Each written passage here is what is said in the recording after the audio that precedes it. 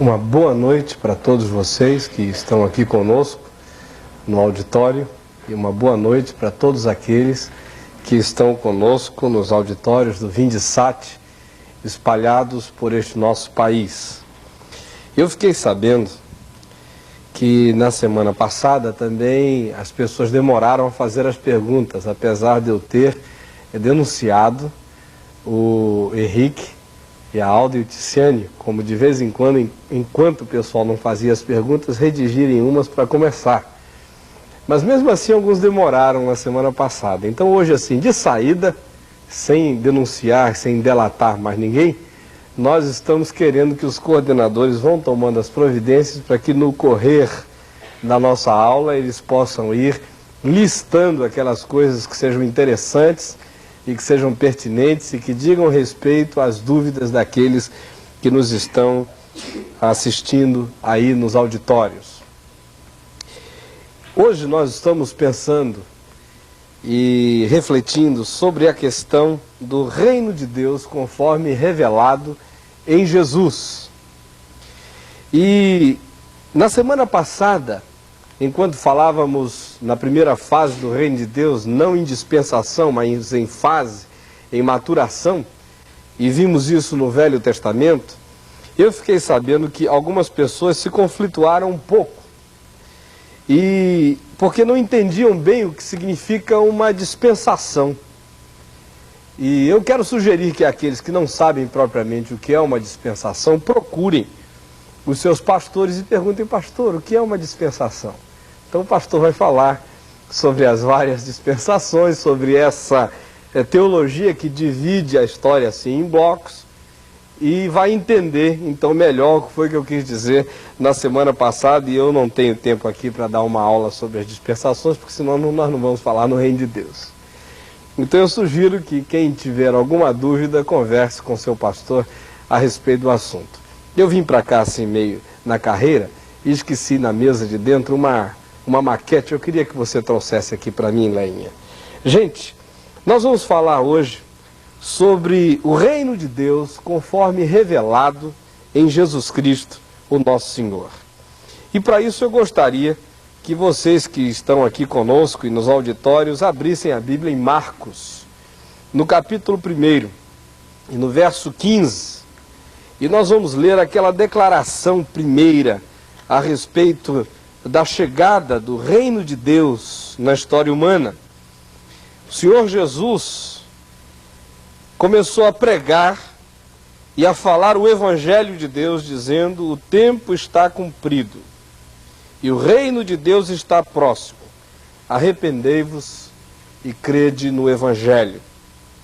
Ou ainda, leiam em Lucas, no capítulo 17, no verso 20, aonde o Senhor Jesus diz que o reino de Deus está entre nós.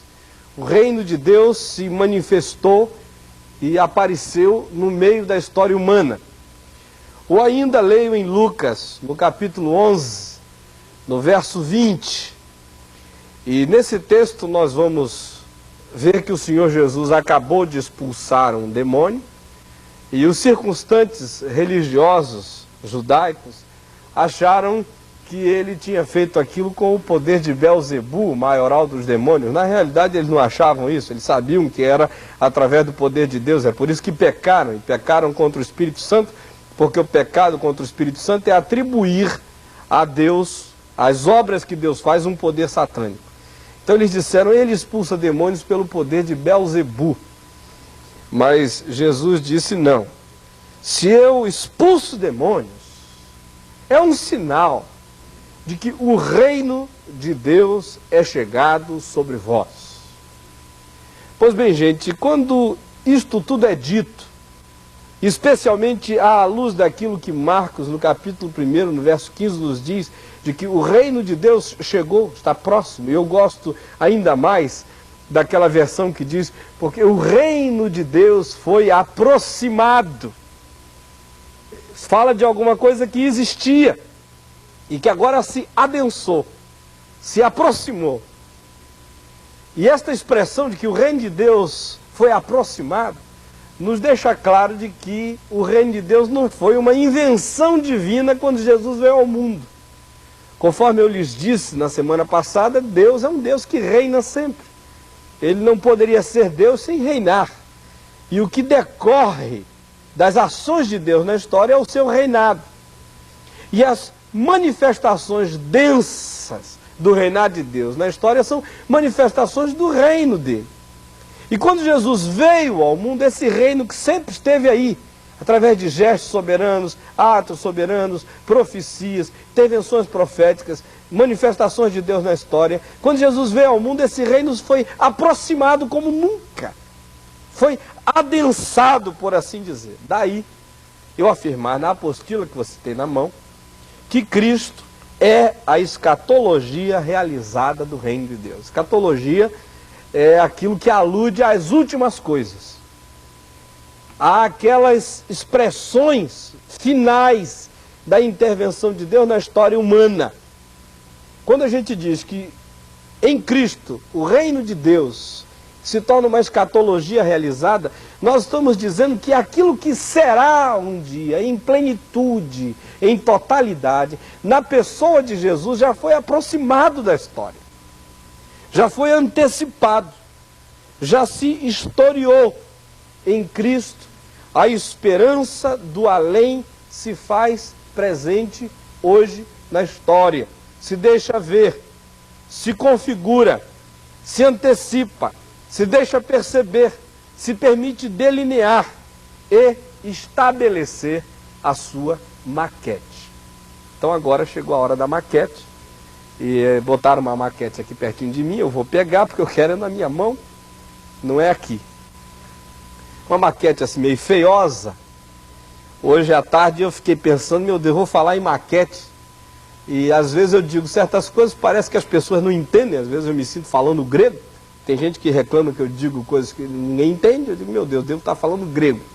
Então quando eu falar maquete, vai ver que alguns vão pensar que eu estou falando de panqueca, de bolinho de acarajé, ou de qualquer coisa assim. Então, aqui temos uma maquete de uma casa, nos templos batistas, presbiterianos, metodistas, da Assembleia de Deus, hoje em dia estão fazendo muita maquete. O pessoal quer construir o templo, não tem dinheiro, faz a maquete. Não é? Faz a maquete, aí começa a pedir dinheiro para o templo. A maquete, assim que o nosso templo vai ser e tal. Essa aqui é uma maquete que não inspira ninguém, né? Um casebre. A família busca a pé essa maquete aqui. Se me dessem uma casa como essa, eu não queria, nem que pagassem.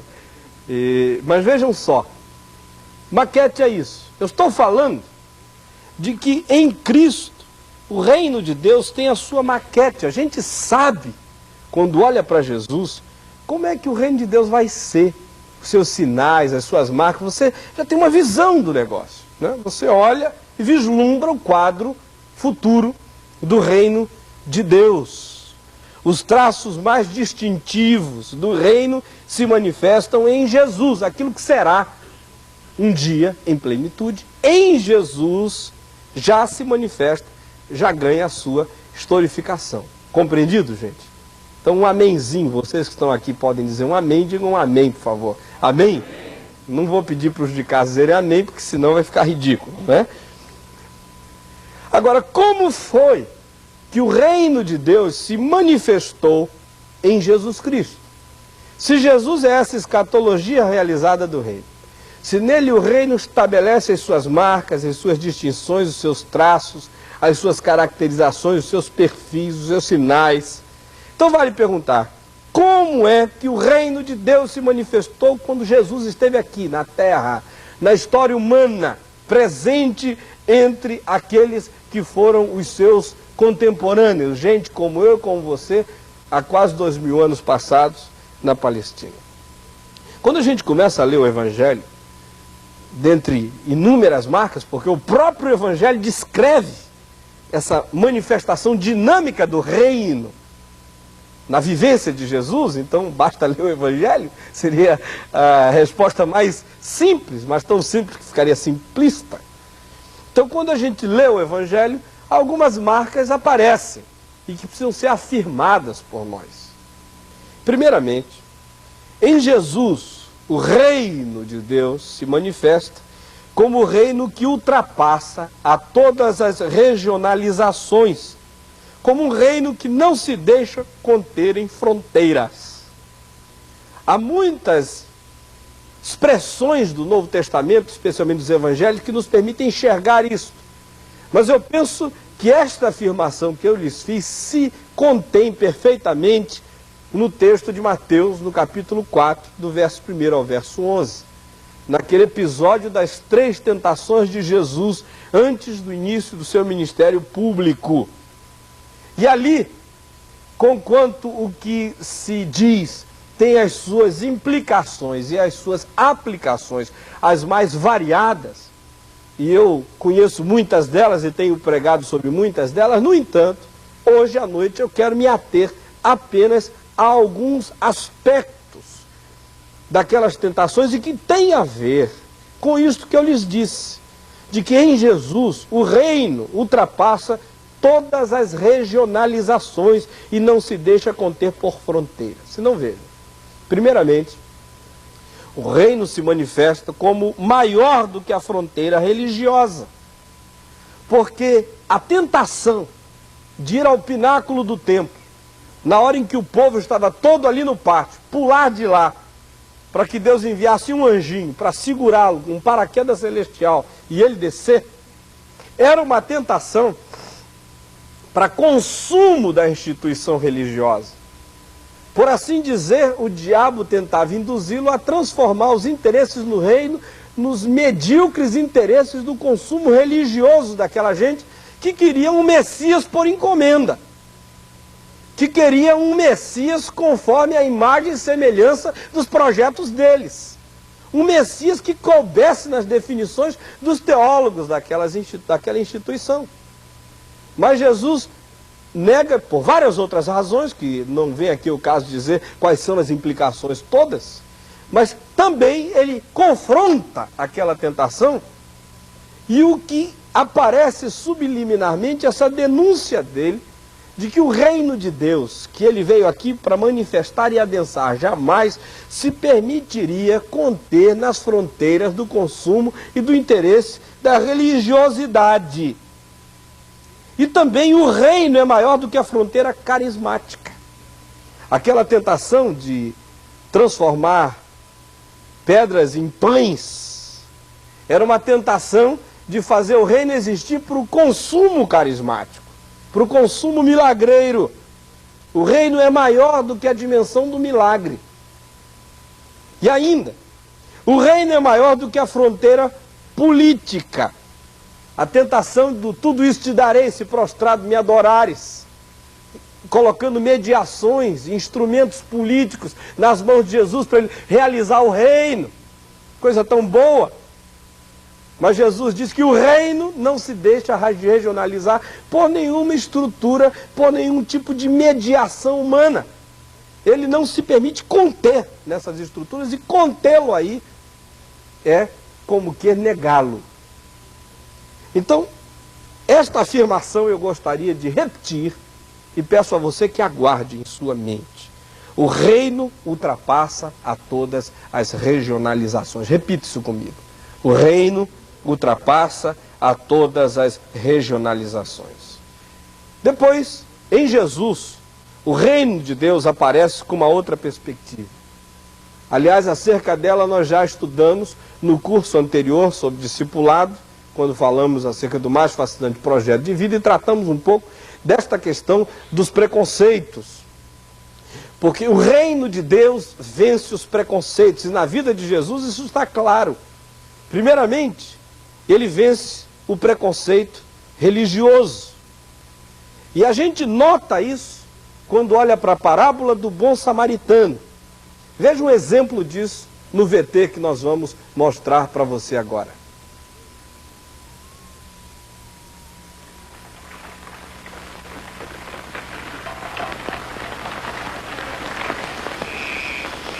É mais fácil o céu e a terra desaparecerem do que ser tirado um simples acento de qualquer palavra da lei. Muitos profetas e reis gostariam de ter visto o que vocês estão vendo, mas não puderam. E gostariam de ter ouvido o que estão ouvindo, mas não ouviram. O que faremos? O que dizem as Escrituras? Como vocês interpretam? Ame a seu Deus com todo o seu coração, com toda a alma, com todas as forças e toda a inteligência. E ame a seu próximo como a si mesmo. Mas quem é o meu próximo? Não são aqueles soldados. Não pode ser aquele soldado. Será César? Um homem vinha descendo de Jerusalém para Jericó. Alguns ladrões o assaltaram. Tiraram sua roupa, bateram nele e o deixaram quase morto. Por acaso, um sacerdote estava descendo por aquele caminho. Quando viu o homem, passou pelo outro lado da estrada. Também um levita passou por ali. Olhou e também foi embora pelo outro lado da estrada. Mas um samaritano estava viajando por aquele caminho. Quando viu o homem, ficou com muita pena. Chegou perto e tratou de suas feridas. Depois colocou o homem no seu próprio animal e o levou para uma hospedaria. No dia seguinte, entregou 2 moedas de prata ao dono da hospedaria, dizendo que cuidasse dele. E quando eu voltar, disse, pagarei o que você gastará mais. Qual desses 3, então, foi o próximo do homem assaltado? O que foi bom pra ele? Então faça a mesma coisa. Deixem as crianças virem a mim e não as proíbam, porque delas é o reino de Deus. Lembrem-se disto. Quem não receber o reino de Deus como uma criança, de maneira nenhuma entrará nele. Quem recebe em meu nome esta criança está me recebendo. E quem me recebe, recebe aquele que me enviou. O mais humilde entre vocês é o mais importante.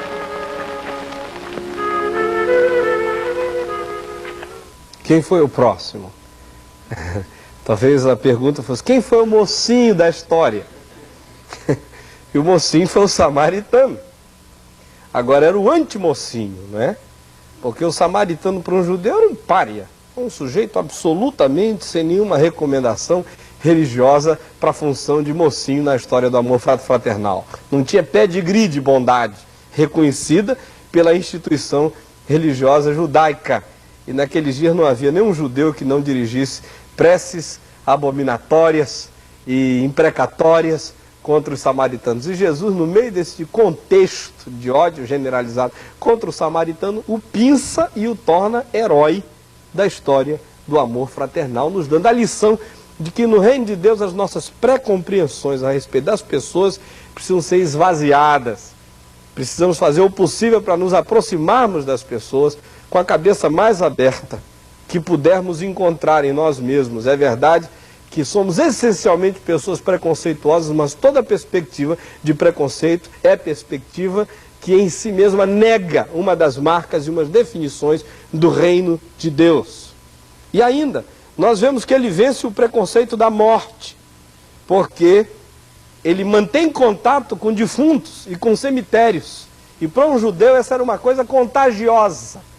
Manter contato com o morto significava manter contato com a impureza. Era como hoje em dia manter contato com o aidético. E Jesus não cria nenhuma barreira, nenhuma fronteira e vence esse preconceito. E mais ainda, ele vence o preconceito entre o profano e o sacro. Vocês vejam aí no Evangelho de Marcos, no capítulo 5, verso 1 ao verso 43, a descrição de um dia da vida de Jesus. Onde se diz que na primeira parte do dia, ele esteve num cemitério com um endemoninhado em Gadara e o liberta. E na segunda fase do dia, ele vai para onde? Para o chefe. Para o chefe de quê? Para o chefe da sinagoga. Vai para a casa do chefe da sinagoga. Ele trafega do cemitério para a casa do chefe da sinagoga, do endemoninhado para a casa do presidente do Supremo Concílio do judaísmo, ali daqueles dias. Para Jesus não há nenhuma distinção entre o profano e o sacro. Na agenda dele cabe passar de uma coisa para outra sem crise, sem nenhum ritual de purificação. O que eu estou querendo dizer com isso? O que eu estou querendo dizer é que na vida, quando a gente olha para ela com a ótica do reino de Deus, não se pode estabelecer distinção entre um lado da vida que seja profano e um lado da vida que seja sagrado. A vida toda tem que ser entendida como uma liturgia para Deus. E no reino de Deus, nós não podemos sair retalhando a existência, dizendo aqui se pode botar o pé com o coração de cristão, ou aqui só se pode colocar o pé com a mente sagaz e às vezes maliciosa de um homem de negócio que não tem Deus como referência.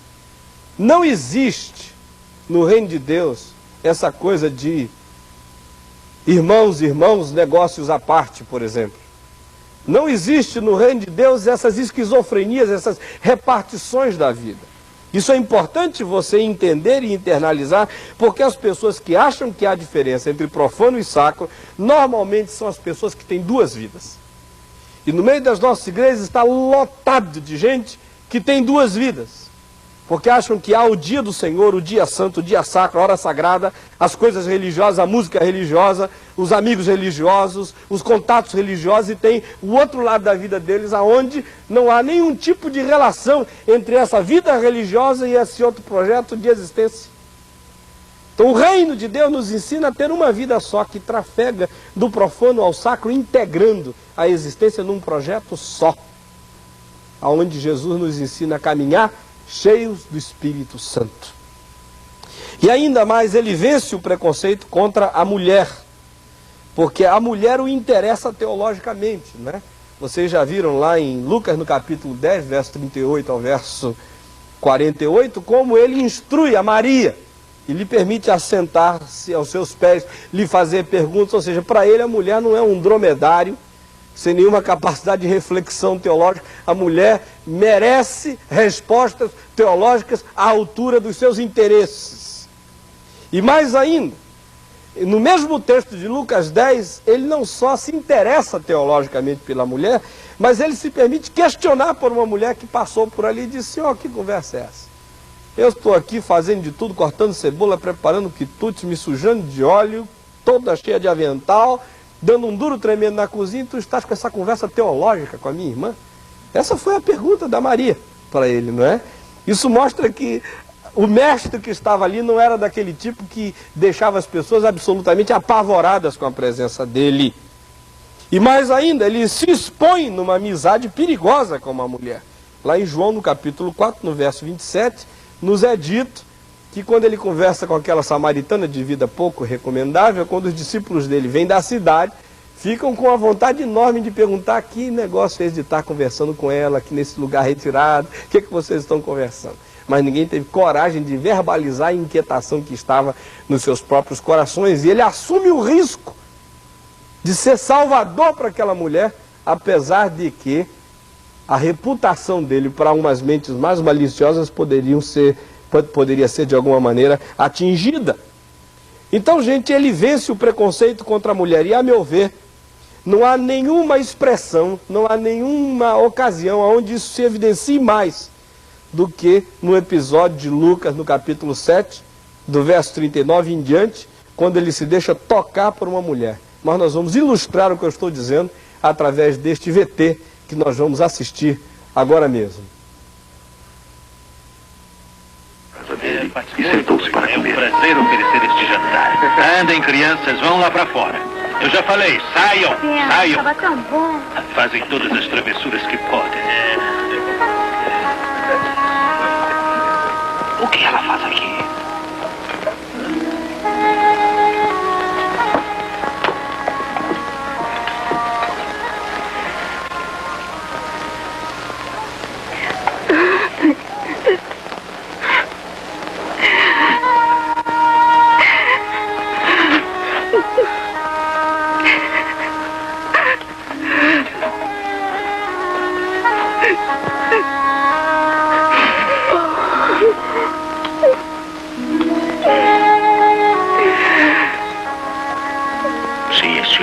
Se de fato um profeta, saberia quem é essa mulher que está tocando nele.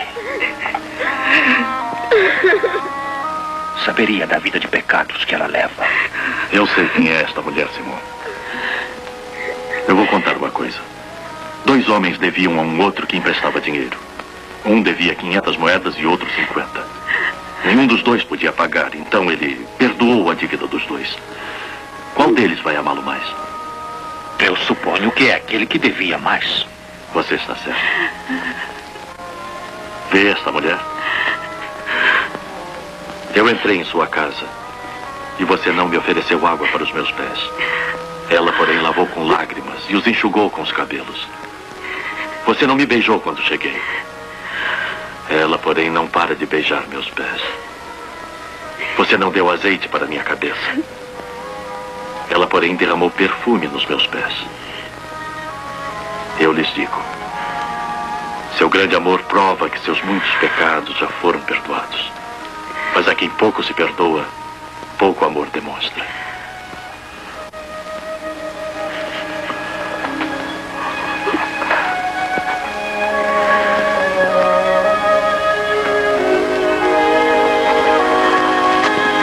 Seus pecados estão perdoados. Mas quem é esse que perdoa até pecados? A sua fé salvou você. Vá em paz.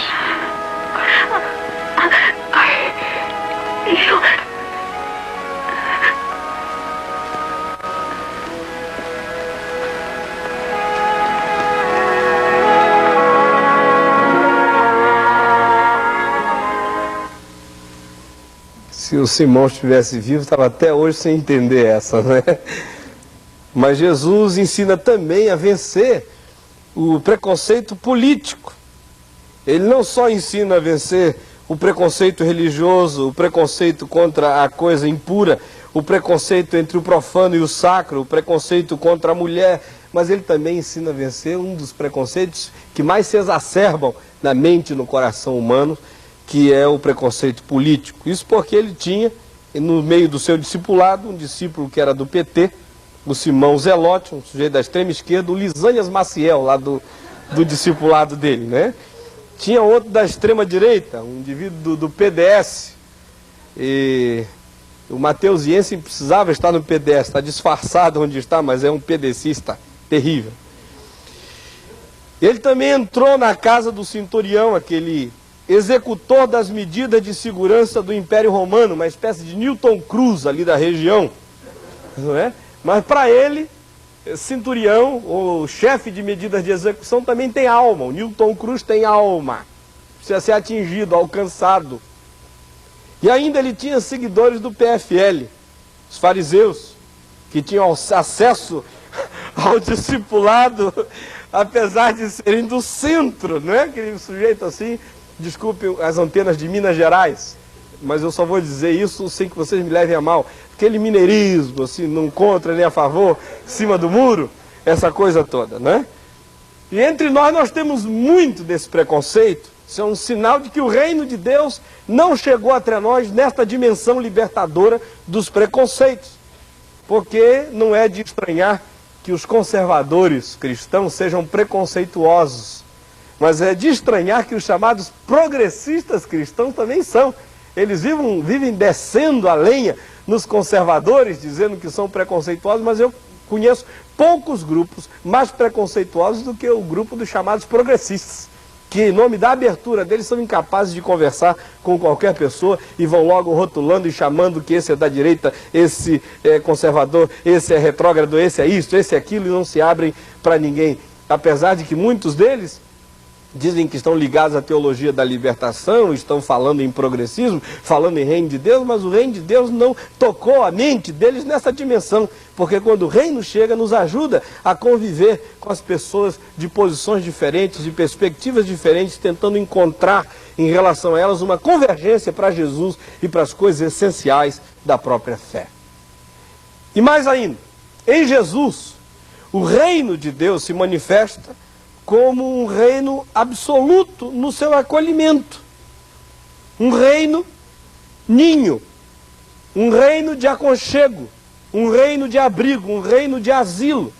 O reino de Deus em Cristo ganha a dimensão da sombra e do acolhimento. É aquela parábola do reino de Lucas, no capítulo 13, dos versos 18 e 19, onde Jesus diz que o reino chega com uma pequena semente, mas que ele ia crescer na história, ia se fazer árvore frondosa, ia estender os seus ramos, ia fazer sombra generosa, e as aves que não tinham de pousar os pés na história haveriam de encontrar ali agasalho e abrigo. Então uma das figuras do reino de Deus, na vivência de Jesus, foi esta do reino que chega para trazer sombra para aqueles que não têm onde pousar os pés na vida. E foi exatamente isso que Jesus mostrou na sua vivência histórica. Porque ele ofereceu, de fato, sombra para aquelas muitas pessoas que não tinham onde encontrar repouso na história humana. As meretrizes encontraram ali uma sombra e um refrigério para a alma, para se refazerem como pessoas humanas, para nascerem de novo. Os pobres rejeitados encontraram no reino de Deus vivenciado por Jesus o agasalho e a boa nova. Os doentes, as crianças, até os militares repudiados por aqueles xenófobos e nacionalistas judaicos, encontraram em Jesus a sua dimensão humana, independentemente de onde tinham nascido, independentemente de quem é que os sustentava naquele país, independentemente de a quem representavam. Para Jesus, antes de tudo, eram pessoas humanas que precisavam ser acolhidas. O pagão encontrou em Jesus esse acolhimento, essa sombra. A mulher cirofenícia encontrou espaço para que a graça de Deus corresse libertadora para dentro da casa dela, livrando a sua filha da possessão demoníaca. E até os rebeldes da extrema esquerda política encontraram em Jesus um agasalho para que eles agora orientassem a sua vida em função da verdadeira liberdade, que é aquela que o reino de Deus produz na face da terra. Então, gente, o reino se manifesta como um absoluto em acolhimento para a pessoa humana. E mais ainda, se manifesta como o reino onde acontece a mais virtual promoção da pessoa humana. Vejam aí o texto de Lucas, no capítulo 7, versos 21 e 22. Todos vocês abram, por favor, e acompanhem, aonde se diz que João Batista manda perguntar a Jesus se ele era o Messias. E Jesus responde àqueles que lhe foram enviados, dizendo: ide, dizei a João Batista o que vocês estão vendo. Ele tinha acabado de curar os doentes, abrir os olhos aos cegos, desimpedir os ouvidos dos surdos, desembaraçar a língua dos mudos. E lhes mandou contarem a João o que viam, porque o reino de Deus era aquilo. Ide, dizei, os cegos veem, os surdos ouvem, os mudos falam, os paralíticos saltam de alegria, os mortos são ressuscitados e aos pobres é-lhes anunciado o Evangelho. Essa é uma marca do reino. Não precisa haver dúvida de que o reino chegou, Jesus está dizendo. E chegou comigo. Porque a promoção humana está acontecendo. Gente, quando o reino de Deus se manifesta na história, o ser humano é esmagado. O ser humano é feito gente, é humanizado. Por isso, todos esses projetos de reino de Deus que há por aí, que passam pelo caminho da esmagação das esperanças humanas, não são projetos do reino de Deus.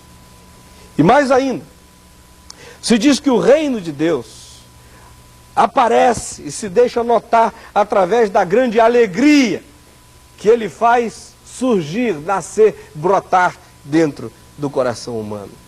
Eu gosto do que a palavra de Deus nos diz em Mateus, no capítulo 13, no verso 42, quando diz que a chegada do reino de Deus num coração humano equivale a alguém achar uma pérola de grande valor e que é capaz de, em função daquele achado, seja da pérola de grande valor ou seja do tesouro escondido no campo, trocar qualquer outra coisa, se desfazer de qualquer outro valor, abrir mão de qualquer outra possessão, renunciar a qualquer outra propriedade, fazer todo o sacrifício que seja possível para viver nas fronteiras e nas dimensões desse achado, dessa descoberta, dessa revelação que se teve. O reino de Deus tem que chegar assim, tem que fazer com que o coração seja tão invadido por alegria que toda troca pareça tolice, como Paulo diz, que as coisas viram refúgio diante da sublimidade do conhecimento de Jesus Cristo, o nosso Senhor.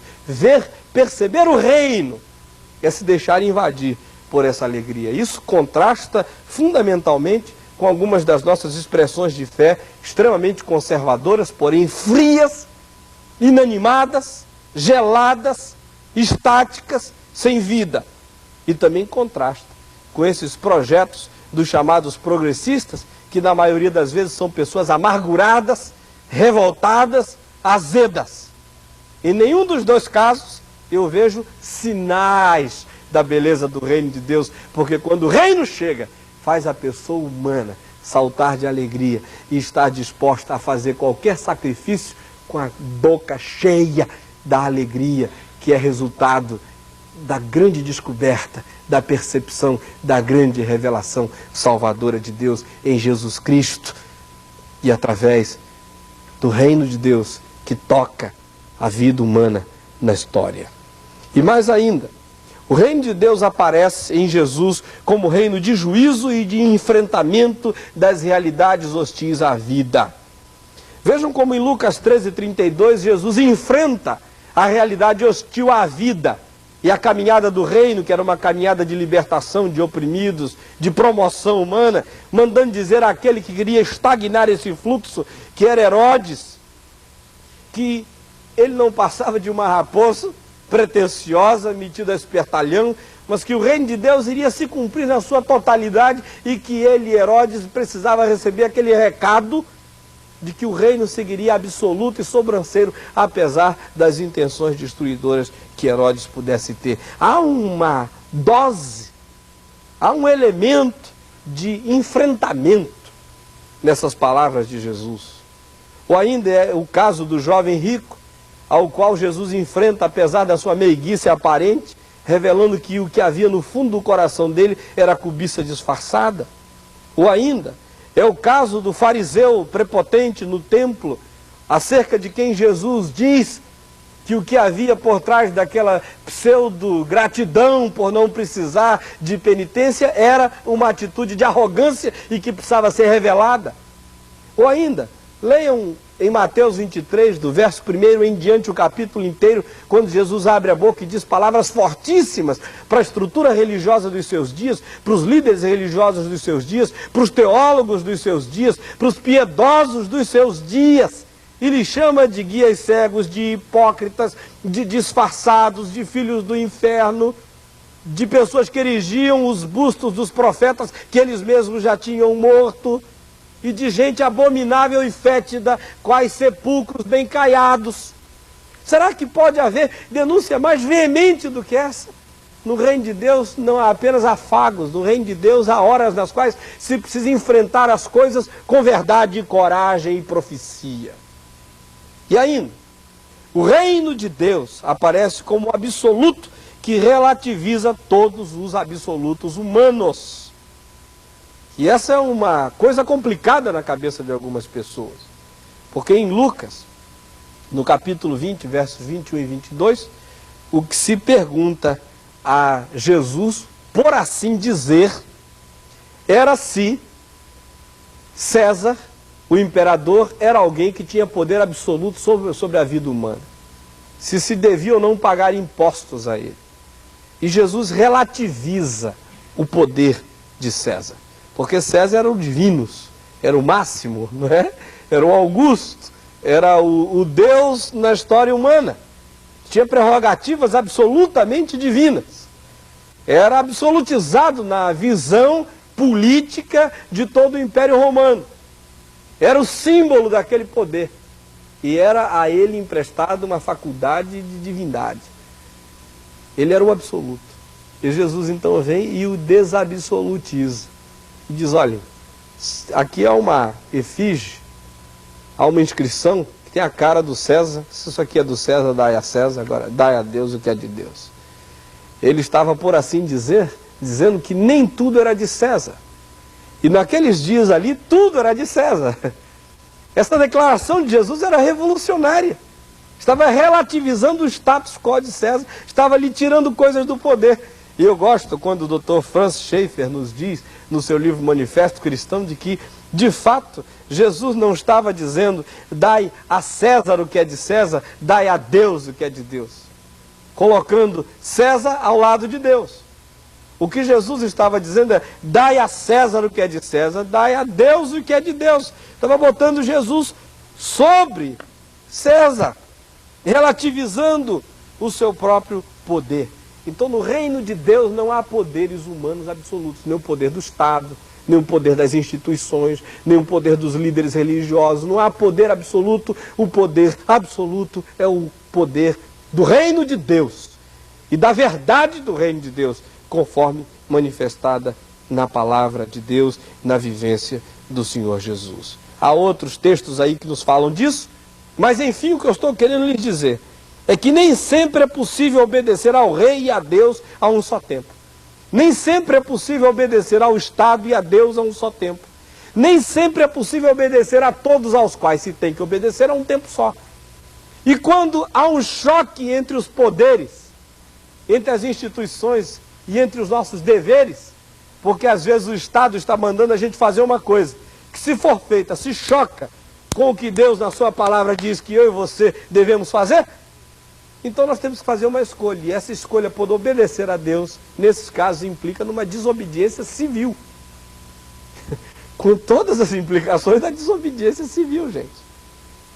Aliás, a igreja só nasceu como igreja por causa de uma desobediência civil. Não preguem mais, disseram aqueles do Sinédrio, as autoridades. Não falem mais desse nome, vocês estão jogando o sangue deles em cima de nós. Vocês estão querendo abrir uma comissão parlamentar de inquérito. Parem com isso, para averiguar quem é que teve as responsabilidades pela morte do homem. Parem com isso. Não falem mais nisso. E Pedro disse, olha, nós não podemos calar, porque importa antes obedecer a Deus do que aos homens. Antes, importa obedecer aos homens também.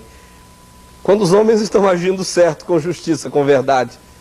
Mas quando obedecer aos homens implica em deixar de fazer uma coisa que é prioridade de Deus para a nossa vida, para a vida humana, então tem-se que desobedecer os homens. Se o homem é o rei, se o homem é o presidente da república, se o homem é o chefe do SNI, se o homem é o líder da denominação, seja lá quem for, então se para obedecer a Deus tem-se que desobedecer aos homens, isso implica numa desobediência civil ou eclesiástica. Mas implica. Isso é duro de se engolir, mas é verdade. Eu assumo as implicações do que eu estou dizendo em qualquer lugar. E mais, o reino de Deus aparece em Jesus como o reino da salvação. Porque não se esqueçam de que é na vivência de Jesus que a cruz se ergue. É na vivência de Jesus que a cruz aparece como a grande proposta divina para a carência humana, para o pecado humano, para a necessidade humana. Então, na vivência de Jesus, o reino de Deus passa pela cruz. Daí nós temos que dizer que qualquer pregação do reino de Deus que não passe pela cruz não é pregação do reino de Deus. Qualquer verbalização do reino de Deus precisa passar pela cruz. É verdade que há temas do reino de Deus soltos em muitos discursos e, como nós já vimos e veremos, implica ser co-beligerante ao lado de todas essas causas que são causas do reino de Deus. Mas sempre que se está verbalizando alguma coisa que queira ser discurso do reino de Deus, explicitamente na história, esse discurso tem que passar pela cruz. Porque a vivência de Jesus passou pela cruz, e a cruz não era apenas um lugar onde ele ia dar bom exemplo de como viver como um cidadão do amor num mundo de hostilidades e ambiguidades. Antes de tudo, a cruz é o grande gesto salvador de Deus. Afirma o pecado humano, afirma a carência humana. A cruz afirma a nossa vida cruenta enquanto alienada de Deus, e também afirma o grande e apaixonado amor de Deus pela criatura humana, apesar de nós. Por isso, a pregação do reino precisa necessariamente passar pela dimensão da salvação, pela dimensão da cruz. A salvação vem da aceitação de que o caminho para o reino se afunila em Cristo.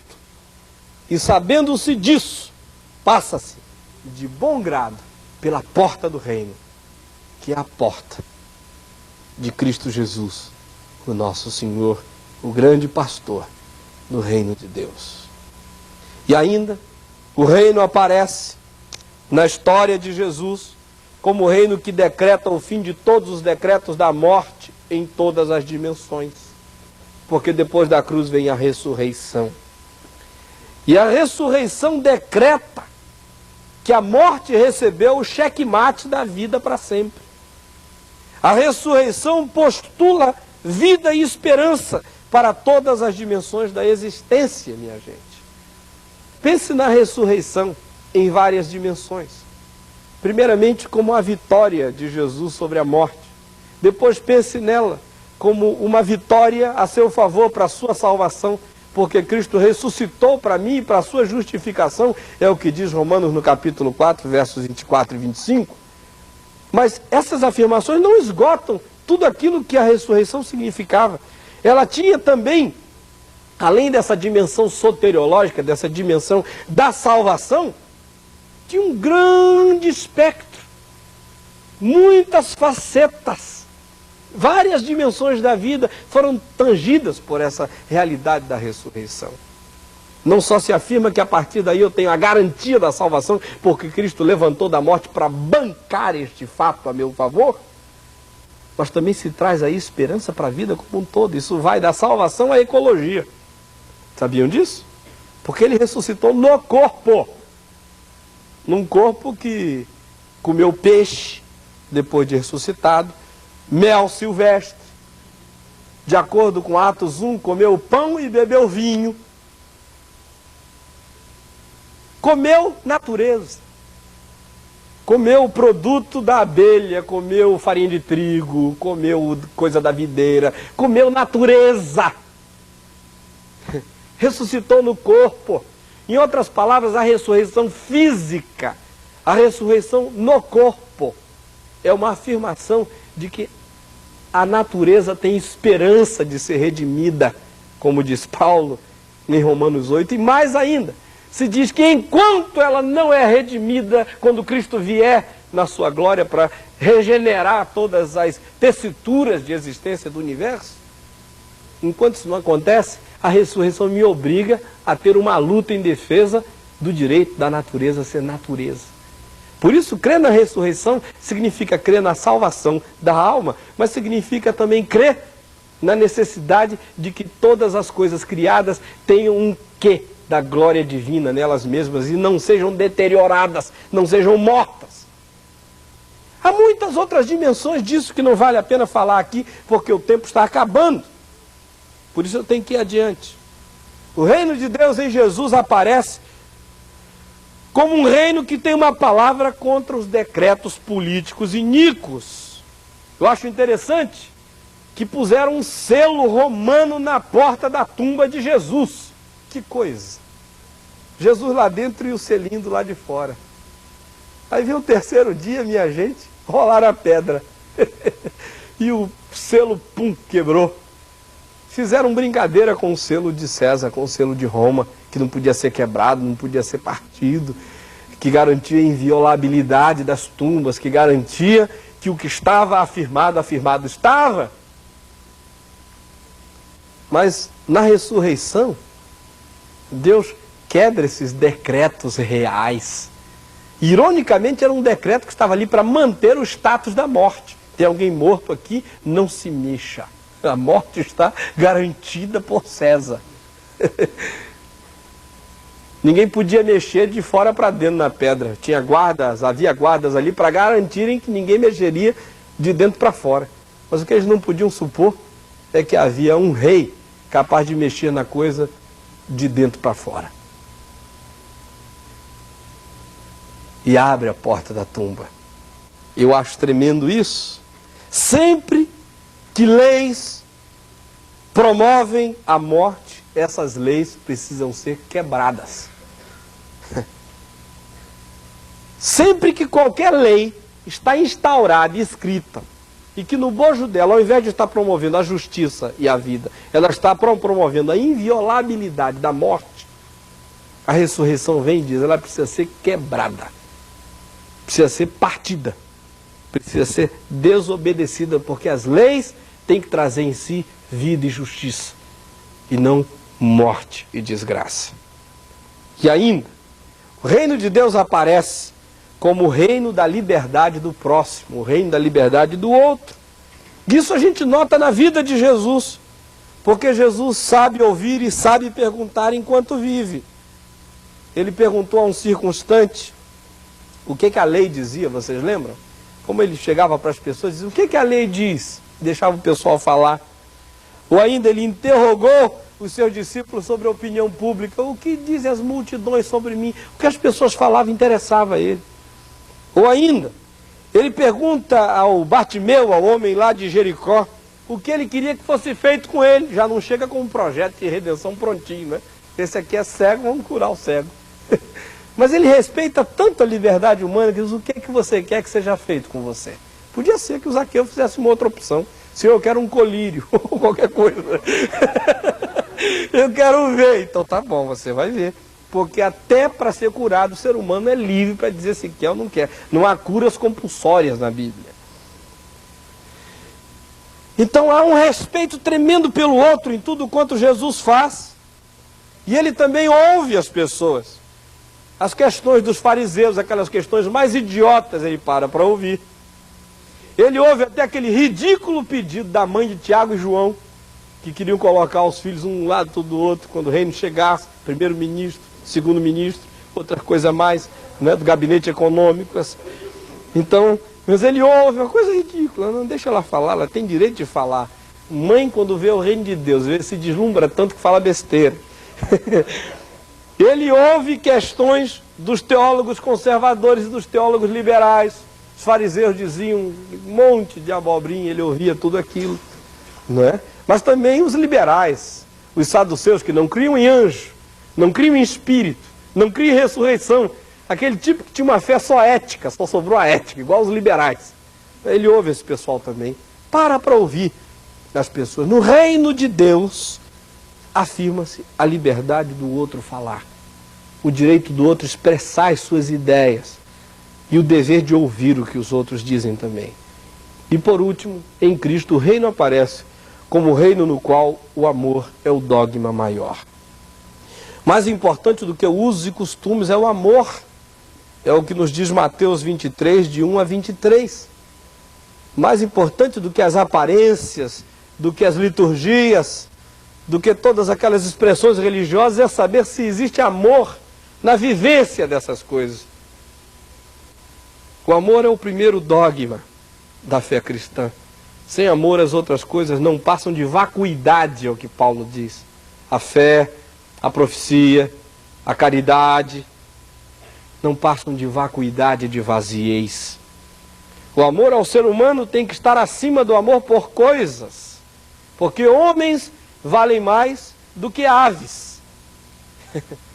Em outras palavras, troque o seu cão por uma criança abandonada. É o que Jesus está dizendo. Eu fiquei sabendo que um pastor resolveu fazer isso outro dia e começou a martelar na cabeça dos membros da igreja dele que eles podiam fazer algumas trocas do tipo cão por criança abandonada, 3 araras da Amazônia por uma criança, ou menos, não sei, menos um carro e uma criança e outras coisas assim. E sabe o que aconteceu na igreja dele? 40 crianças foram adotadas por 40 casais. Vejam o poder enorme que há dentro da igreja, se a igreja aprendesse coisas banais, como homem vale mais do que biquinho de lacre. Ser humano vale mais do que coisas. Aí precisa vir um cantor, eu não sei nem se ateu ele é, para dizer troque o seu cão por uma criança pobre. Ou é preciso vir o Chico Buarque para dizer que eles estão lá no brejo da cruz morrendo e nós estamos aí sem fazer nada. Para Jesus o amor é mais importante do que o sacrifício, do que a oferta. Em Mateus 5, 23 e 24 ele diz, olha, o sacrifício importa menos, a oferta importa menos. Se você lembrar que tem alguém magoado com você, ou quem você magoou e esmagou, deixa a oferta, esqueça a hora do culto, deixe tudo de lado, vá lá se consertar, porque antes das liturgias e dos cultos, e das oferendas, e dos louvores, e das mãos erguidas, e dos jejuns, e das vigílias, vem o amor ao próximo, o conserto de relações humanas. Sempre que Jesus fala do amor a Deus, ele também fala do amor ao próximo. São perspectivas interligadas e inseparáveis para ele. Vocês vejam em Mateus 25, de 31 a 46, no texto que nos fala de como será o julgamento final, Jesus, em síntese, vai estar dizendo naquele dia que quem o amou foi quem amou o próximo. Que ele aceita amor por Deus através de um amor ao próximo. Quando, Senhor, que nós te amamos? Foi quando vocês me viram nu, ou pobre, ou preso injustamente, ou enfermo, e tiveram coragem de me ver, de se importarem comigo. Mas nós nunca te vimos assim. Sempre que vocês fizeram isso com um pequenino, a mim vocês fizeram. Gente, isso é duríssimo para nós evangélicos, que gostamos muito de ficar só com a mão para cima. Senhor, te amamos, te adoramos. Senhor é tão fofinho, aleluia. Senhor cheiroso, Senhor... Isso tudo, né? Aí o Senhor vai dizer naquele dia, ó, vocês me cheiraram, mas não quiseram sentir o fedor das gentes, não quiseram se comprometer com a vida humana. Eu nunca senti o amor de vocês. Se vocês quiserem sentir, os meus nervos passam pela pele dos necessitados desse mundo. Então peguem lá que eu sinto aqui, no trono da glória. Façam alguma coisa por eles lá que eu sinto aqui. Deem cheirinho neles que eu sinto o cheiro de vocês. Agora, ficarem só para cima, sem fazer nada na horizontal, não tem nada a ver comigo. É verdade que o pessoal aí das teologias sociais exacerbaram esse conceito. Estão aí só querendo levantar o pobre, o caído, e deixaram de orar, deixaram de celebrar a Deus, deixaram de adorá-lo. Mas Jesus quer uma integração e diz que uma coisa sem a outra é inconsequente. Serviço ao pobre sem adoração a Deus não faz sentido. E serviço a Deus sem desembocadura na vida do ser humano necessitado também não é serviço a Deus. As coisas andam juntas e Deus quer aceitar o amor a Ele na vivência desse amor na vida do outro. E quer que sempre que esse amor pelo outro se manifeste, isso também se mostre através de uma vivência cheia de adoração para com Ele. Bom, gente, diante de Jesus é que nós podemos ver com clareza a historificação do reino de Deus, não é verdade? Então, aonde quer que as maquetes do reino se manifestem, várias marcas têm que aparecer. No futuro, elas vão se absolutizar quando Jesus vier, quando o reino se historificar definitivamente. Mas no presente, elas têm que aparecer, ainda que de modo relativo. Que marcas são essas? Só para repetirmos juntos. Primeiro, o reino de Deus em Cristo nos ensina hoje a termos visão maior que as camisas de força institucionais, religiosas, políticas e carismáticas. Segundo, o reino de Deus em Jesus nos ensina hoje a sermos pessoas que vivem livres de preconceitos. Terceiro, pessoas que procuram viver em acolhimento dos inacolhíveis, que procurem a promoção humana, que vivam com alegria existencial, que sejam corajosas em relação a falarem a verdade ainda que doa, que absolutizem os valores de Deus apesar de todos os outros valores da vida, que façam a celebração da salvação e da cruz, que afirmem a redenção em todas as dimensões, que falem e que sonhem e que busquem o fim dos decretos políticos iníquos, que façam a afirmação da liberdade do outro e que vivam o amor como dogma maior. Por isso, lute para ver essas marcas na sua vida. Lute para ver essas marcas na sua família. Lute para ver essas marcas na sua igreja. Lute para ver essas marcas na sua denominação. E vamos lutar juntos para vermos estas marcas no nosso país. Nós vamos fazer isso com amor. E que venha o reino de Deus. Amém. Sobre mim, tentações que queiram sucumbir. Não, eu não temo, pois Deus comigo vai.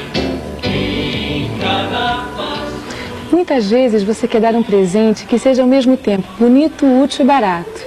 E que ainda traga uma mensagem significativa para quem vai recebê-lo. O seu problema está resolvido. Jerusalém Casa da Paz oferece uma variedade de artigos didáticos, brindes e lembranças. Para maiores informações, ligue 011 570 7103.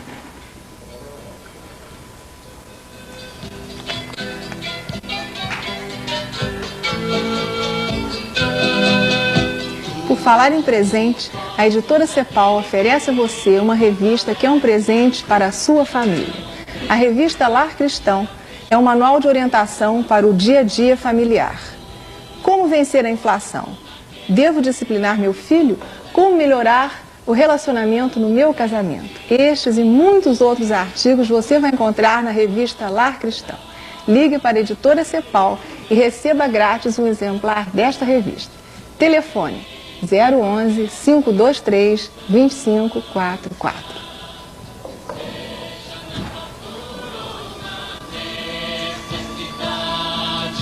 Você já descobriu o que Deus tem de melhor para a sua vida? Se ainda não sabe, certamente esse livro irá ajudá-lo. Uma seleção de devocionais que vão revolucionar a sua vida interior e ampliar os horizontes da sua vida espiritual. Faça seu pedido à Editora Vida, Avenida da Liberdade, 902, São Paulo, São Paulo.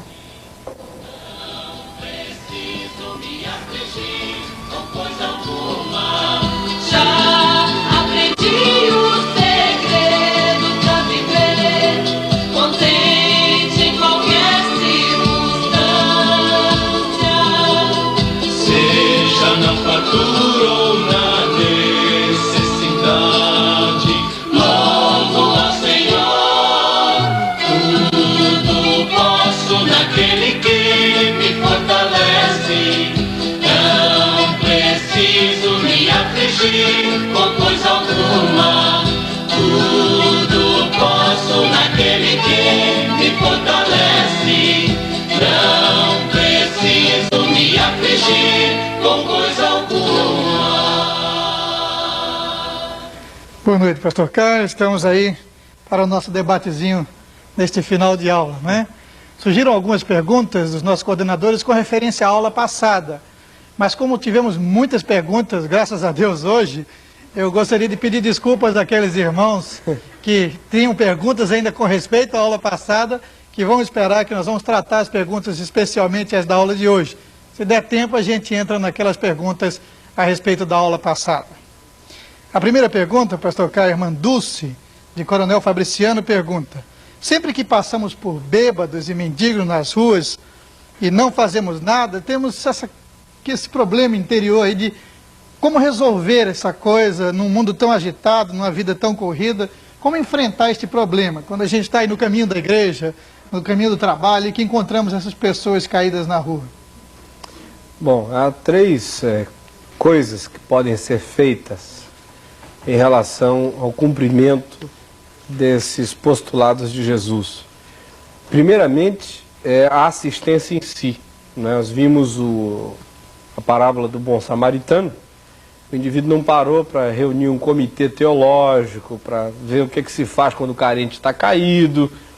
Ele não reuniu os sociólogos para examinarem todas as questões que faziam alguém cair numa estrada como aquela. Não chamou os ideólogos para verem quais eram as estruturas opressoras e por que os marginais atacavam tanto entre Jerusalém e Jericó para atingir aquilo tudo. Enfim, ele simplesmente parou e levantou o caído. Essa é a primeira coisa a fazer. O que, a meu ver, o pessoal, que os teólogos da teologia da libertação nem sempre sabem fazer, porque muitos são teólogos de gabinete, estão falando muito sobre o amor ao próximo, mas na prática a gente vê muito pouca coisa. Eu ando chateado e nauseado com toda essa fala de faminto que não desemboca em coisas concretas. Então, primeira coisa que o Novo Testamento nos induz a fazer é parar e socorrer, assistir. Agora, esse parar e socorrer tem muitas dimensões, não é apenas eu vou passando e vejo alguém caído e paro ali. Obviamente que alguns dizem, não adianta dar nada para essa pessoa porque não vai resolver o problema dela. Mas naquele dia vai, né? Naquele dia vai. Pode não resolver outros dias. Mas quem está com fome não está querendo só uma solução histórica, está querendo o pão nosso de cada dia, não é o que a gente ora. Naquele dia aquilo é muito importante. Então, ajudar faz sentido. Agora, apenas fazer esse tipo de ajuda é cronificar aquela situação. Por isso, então, deve-se passar um segundo nível, que é o nível da ação social, onde uma comunidade inteira cristã começa a se preocupar com a situação de uma outra comunidade. E começa, então, a tentar ver quais são os meios que se podem usar para desimpedir aqueles condutos que estão emperrados e que não estão permitindo que chegue àquela comunidade carente um mínimo de melhoria e de dignidade humana. Ou então, nesse mesmo nível, as pessoas podem organizar cursos profissionalizantes para as crianças, podem começar a dar anzóis para as pessoas pescar, podem começar a criar instrumentos de sobrevida, arranjar chances concretas de que o próprio indivíduo saia daquela situação e possa ele próprio começar a promover o seu bem-estar. E o terceiro nível é político. É quando a gente, então, busca, como cristãos, mudanças na estrutura econômica, na estrutura social, na estrutura política. E isso não tem necessariamente nada a ver com ideologia de direita ou de esquerda, necessariamente tem a ver com os postulados do reino de Deus, que se de um lado ele prega justiça, mas de outro lado prega liberdade, se de um lado ele prega direito, de um outro lado ele prega juízo, se de um lado ele prega a ordem, de um outro lado ele diz que a ordem só é ordem no reino de Deus quando ela está promovendo o bem. Quando ela é um despotismo, ela precisa ser enfrentada. Enfim, quando a gente começa a anunciar os preceitos do reino de Deus, isso tem que ser feito no nosso país através dos condutos políticos compatíveis. Cristãos sérios, engajados no reino de Deus, entrando em partidos políticos e, como cristãos políticos, vivendo as realidades do reino de Deus com inteligência e com bom senso. Gente preparada e não como alguns dos que entraram agora de animação em projetos políticos vieram a fazer. Então, esses são os 3 níveis básicos. Eu sei que respondi um pouquinho mais do que a sua pergunta, mas são os 3 níveis que precisam ser sempre trabalhados por nós. De Natal, pastor Caio, Carlos Alfredo pergunta: poderíamos dizer que Jesus era do PT, do PDS ou do PFL? Essa é a pergunta? É. Ou seja, qual era a posição política de Jesus, né? Havia posturas na vivência de Jesus que faziam voltas em algumas das posições de alguns desses grupos, não é? Mas justamente porque o projeto dele era uma síntese, que era a síntese do reino de Deus, incorporava um tema ou outro, uma atitude ou outra, um interesse ou outro de alguns desses grupos, mas não se compatibilizava com o sistema, com o pacote total de nenhum desses grupos, como hoje. A gente fica sempre nesse debate aí do que tem a ver mais com o reino de Deus.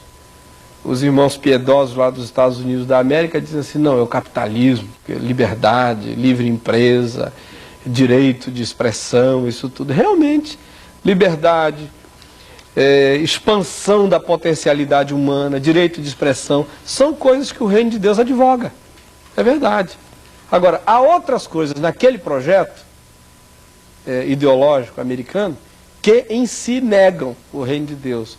A luxúria, o excesso de bens e consumos, uma vida nababesca, às vezes à custa da pobreza de outros povos em volta. Enfim, há coisas que, se a gente lê a Bíblia, encontra denúncia contra elas. Mas aí vem os outros e dizem: não, o grande projeto é o marxista. Justiça social, igualdade, não sei o quê. Realmente, no reino de Deus há coisas que dizem respeito à justiça social, igualdade, não ao igualitarismo. Igualitarismo não existe na Bíblia, porque os seres humanos são diferentes, uns produzem uns mais, outros menos, e os que produzem menos nunca devem ter de menos, e os que produzem mais nunca devem ter de mais. Mas é verdade que quem produz mais, tem mais, e quem produz menos, tem menos. Agora, a dignidade do Novo Testamento diz que quem produz de menos não deve ter menos do que a necessidade humana, e quem produz mais não deve ser um rei nem um pachá econômico. Então, o que eu estou querendo dizer? É que o reino de Deus segue um projeto solitário na história. E há coisas e temas de um lado e de outro que dizem respeito a ele. E sempre que a gente encontra esses temas, eles devem ser reforçados e apoiados. Não importando de que lado da vida eles estejam, ideologicamente falando. Se é um tema do reino, vamos apoiar.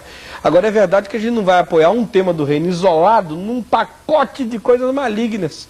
Porque a gente corre o risco de fazer com que um pacote maligno venha ao poder por causa de um tema do reino, né?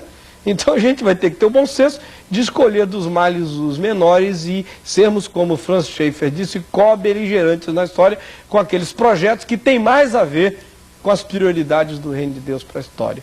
E eu não estou aqui para dizer de que lado é que a coisa fica. Eu, pessoalmente, não tenho vocação nenhuma para o marxismo-leninismo. Eu acho que também não há necessidade de que nos encurralemos no capitalismo selvagem. Eu acho que há projetos sociais, de democracia social, que permitem que a livre iniciativa se expanda e que, por outro lado, fazem com que ninguém que produz menos tenha menos do que o suficiente para viver na vida.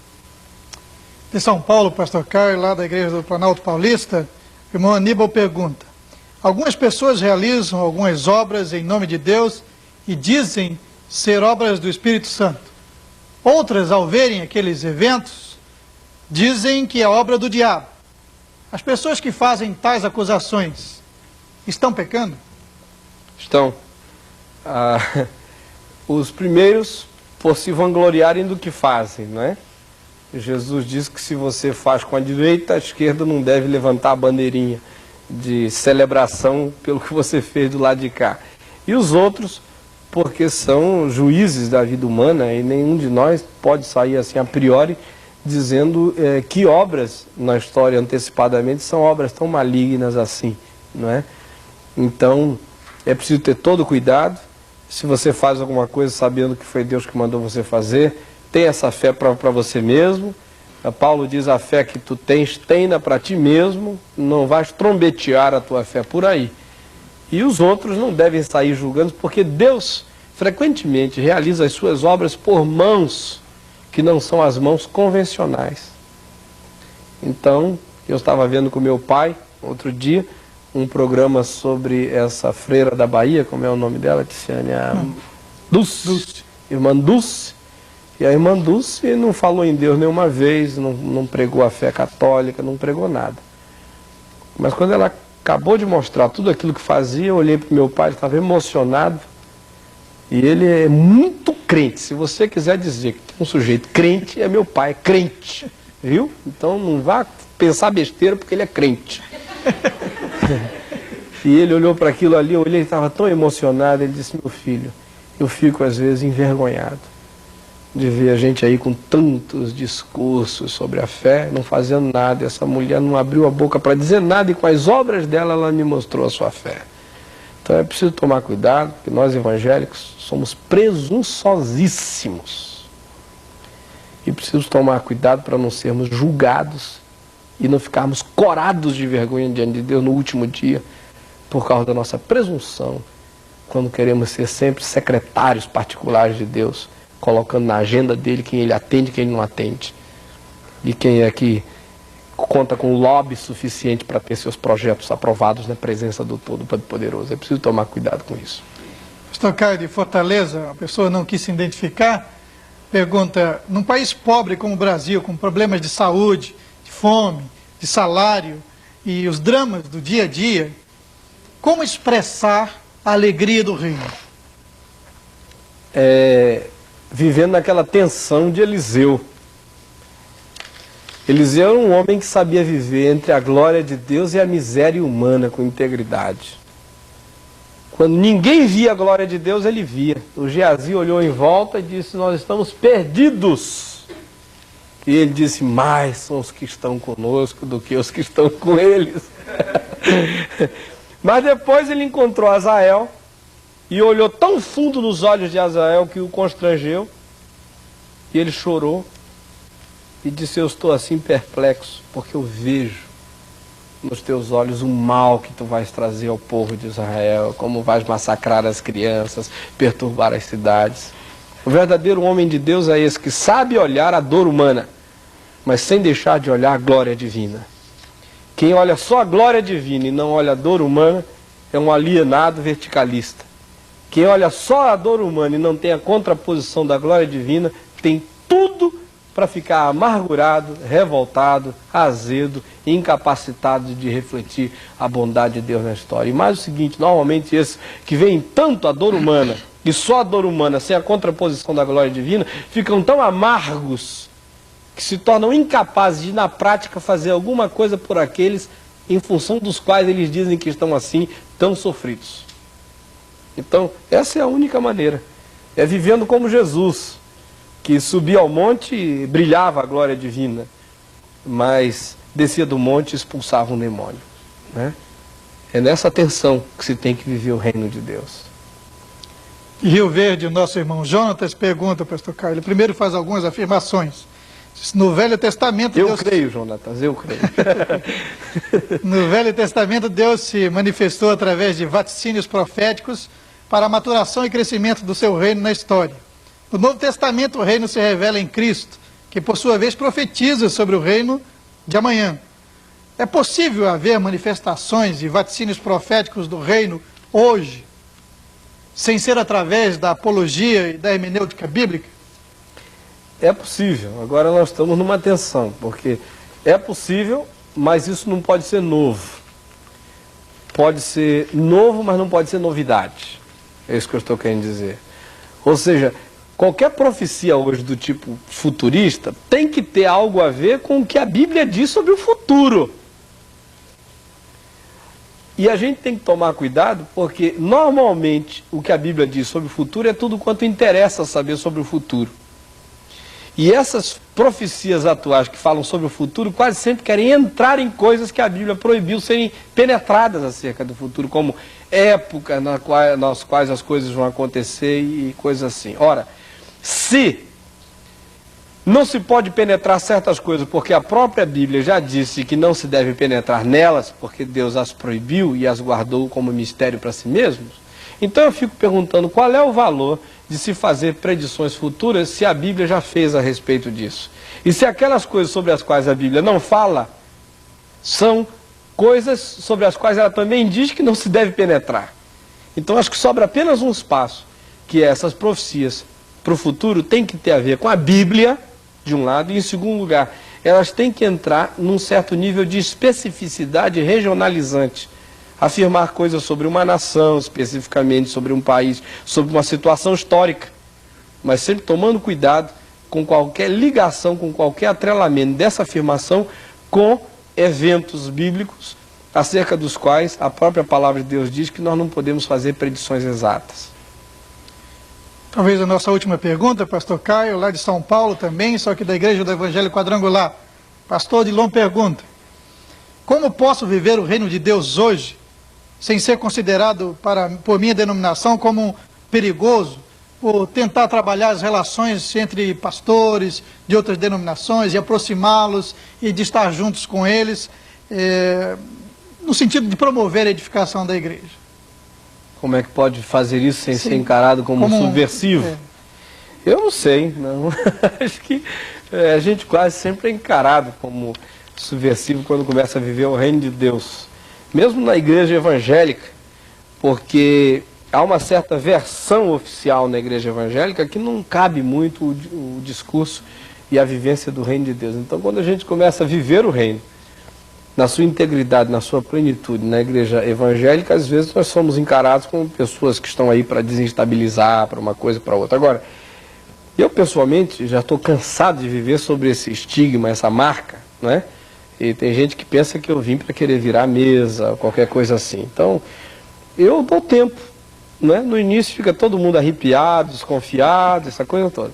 Depois que eles começam a ver que eu não estou aí querendo fundar nenhuma denominação nova, que eu não saio da minha, que estou querendo arejar as coisas, que estou aberto para ser disciplinado, que sei que estou precisando aprender um bocado de coisas, e que creio na Bíblia, e que creio na plenitude do que a Bíblia diz.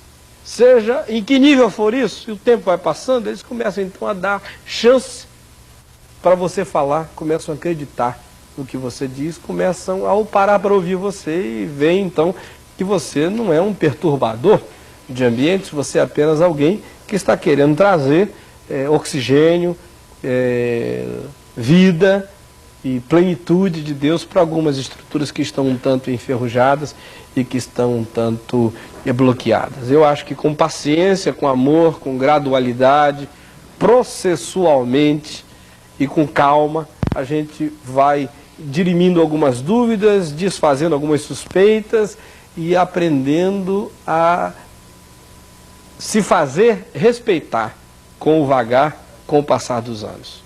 E eu espero que seja isso que aconteça com você, Odilon, querido, e com todos os amados irmãos que nos estão vendo e ouvindo. Com tudo isso que nós estamos dizendo, corre-se o risco de terminar uma aula como essa e ir para a igreja e dizer está tudo errado e tal, essa coisa toda. Não vão dizer que foi o pastor Caio que disse, senão complica a minha vida muito mais ainda, né?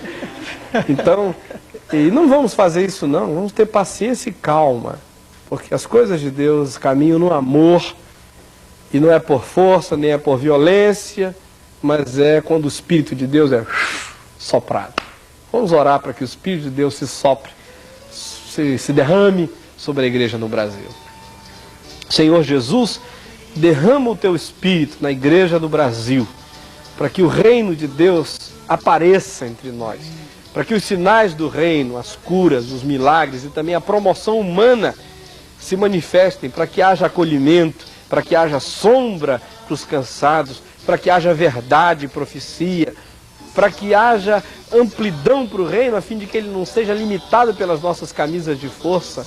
Ó Deus, manifesta o teu reino como amor, manifesta o teu reino como misericórdia, manifesta o teu reino como libertação, manifesta o teu reino como salvação eterna, manifesta o teu reino como esperança da ressurreição e como preservação da vida hoje, manifesta o teu reino entre nós, como manifestação da tua verdade contra todas as mentiras da presente ordem de coisas, e ajuda-nos a vivermos o reino de Deus na história humana hoje. Pedimos em nome de Jesus.